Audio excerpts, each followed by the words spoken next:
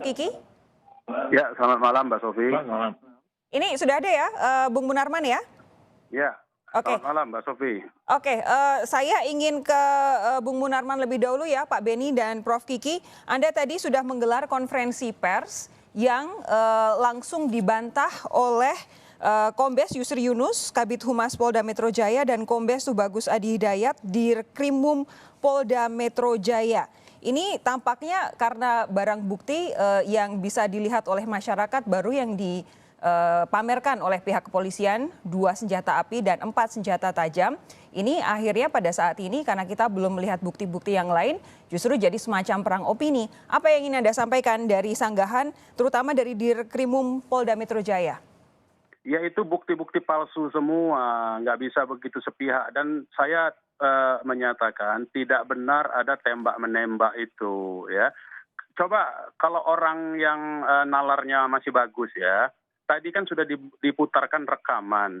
Jelas-jelas pengawal Habib Rizik itu menyatakan bahwa itu kalau mereka ingin memotong, kalau mereka ingin menyalip, berarti kan ada upaya-upaya dari pihak yang menguntit itu untuk menyalip dan berdasar itu kan baru sebagian. Sebentar. Saya Kalau Anda punya banyak mengutip lagi. voice note itu tadi, rekaman suara itu tadi, Anda mengakui itu rekaman suara betul? Ya betul, itu rekaman suara dan itu justru membuktikan rombongan pengacau itu yang akan menyalip dan memporak-porandakan serta melakukan inisiatif untuk menyalip dari rombongan Habib Rizik dan pengawalnya. Itu kan terdengar tadi. Kan terdengar kalau mereka nyalip kita ini. Dan kemudian kan ada nongkrong aja warung kopi. Di mana bentuk serangannya? Coba. Orang waras dan normal pikirannya mendengarkan cerita voice note tadi itu terbantahkan sendiri apa yang dipaparkan ada serangan. Tidak ada serangan. Itu disuruh nongkrong di warung kopi kok serangan. Oke. Jadi tidak betul itu. Jadi saya minta sekali lagi media tidak mengembangkan narasi tembak-menembak dan serangan kepada pihak kepolisian. Karena yang menguntit itu tidak menggunakan seragam. Dan tidak menggunakan seragam itu bagaimana bisa dibuktikan bahwa itu dari pihak aparat kepolisian? Kalau pihak aparat kepolisian, sebagaimana yang sudah kemarin disampaikan, ya datang ke rumah Habib Rizik menyampaikan surat pemberitahuan, itu yang baik-baik begitu kita terima kok.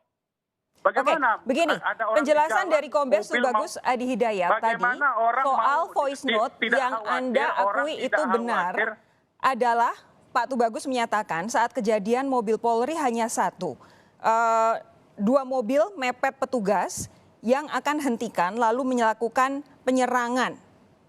Ada bukti voice note. Ada yang menggunakan senjata tajam, ada yang menggunakan senjata api. Faktanya mana? Faktanya voice note yang tadi diputarkan sendiri oleh Kompas yang berasal dari bapak-bapak di Polda itu membuktikan bahwa 1 yang mau menyalip itu adalah dari pihak penguntit. Yang kedua, disuruh malah ngopi-ngopi berhenti dulu di pinggir jalan supaya tidak diikuti. Coba, yang mana yang aktif melakukan serangan? Coba, normal saja. Ya? Kalau disampaikan bahwa sedemikian rupa dipancing petugas, lalu dipepet. Dipancing yang mana? Yang memepet itu justru mereka. Mana ada pancingan memepet? Kok ada pancingan memepet? Tidak ada di voice note tadi, tidak ada. Itu fakta dari mana? Yang saya dengar tadi ada yang meminta untuk ngopi-ngopi dulu. Coba kalau mereka mengikuti. Iya, lihat coba mana yang mengikuti. Kan cuma memantau. Tidak ada. Pepet tidak ada. Oke.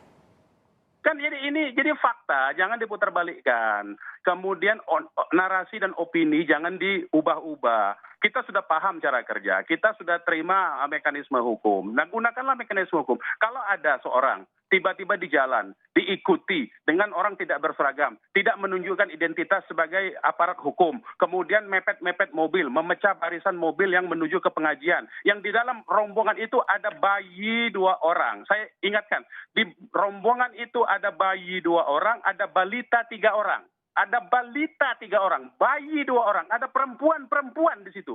Bagaimana orang tidak takut bahwa itu adalah preman? Bagaimana orang yang punya pengalaman mengingatkan kepada Anda, posisi saya di sini adalah sebagai jurnalis yang dihadapkan pada 2 pihak yang sama-sama menyatakan pihak lawannya mepet mobil teman-temannya. Justru itu saya bantah fakta itu. Ini ada bayi, ada balita, ada perempuan di mobil, ada orang tidak berseragam melakukan manuver-manuver dengan memepet kendaraan rombongan perempuan dan bayi. Bagaimana sebagai respon dari orang yang ditugaskan mengawal, Laskar tentu saja berupaya untuk mengamankan. Itu faktanya. Dan di voice note tadi sudah terbukti dengan sendirinya.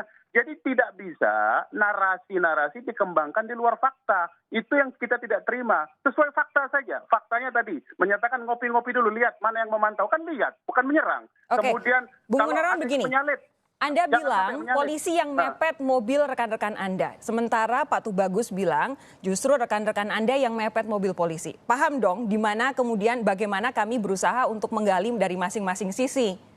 Tidak bisa. Tadi kan Kompas sudah menyebutkan penyerangan, sudah menyebutkan ada baku tembak. Nggak bisa. Kalau itu mestinya disebutkan menurut versi polisi, begitu dulu dong. Itu yang penting. Faktanya dulu. Jangan dikembangkan narasi bahwa penyerangan terhadap polisi. Sekarang pertanyaannya, anak-anak itu tahu nggak itu polisi? Tidak tahu. Bagaimana tahu itu polisi? Berseragam tidak, menunjukkan identitas tidak, menunjukkan surat tugas tidak. Bagaimana tahu itu polisi? Tiba-tiba masuk ke rombongan mau memepet. Oke. Prof Kiki, saya ingin dengan respons Anda dari